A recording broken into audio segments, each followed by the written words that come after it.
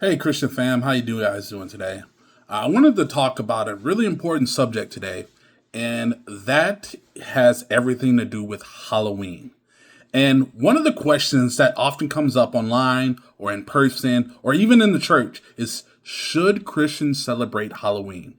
Now, that is a very important question. However, that question has been outlined many, many times in the Bible. And where I want to point where it's been outlined is in First Corinthians. Read all of chapter 8 and then read all of chapter 10.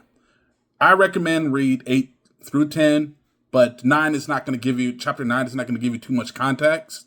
But chapter 8 and chapter 10 is going to give you a lot of context. So just to summarize, give you my summary, right?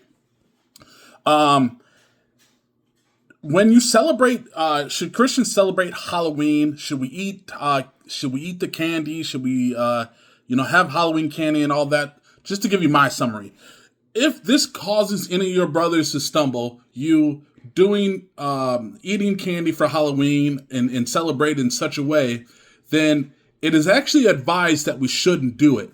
However, if it doesn't cause any of your brothers to stumble, if your brothers it doesn't cause their faith to be weak, then it's actually okay to eat the candy of Halloween, and especially if it's coming from a Christian style event. However, the Bible does outline that depending on how it celebrates, Paul mentions how it's celebrated. We have to be really careful. So if we partake in Halloween as a celebration,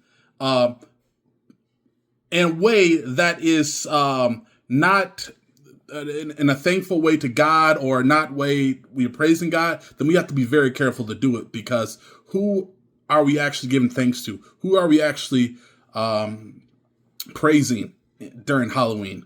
And, I'm giving you a brief summary, but what I recommend everyone to do is please, please, please read 1 Corinthians 8 and then read 1 Corinthians chapter 10.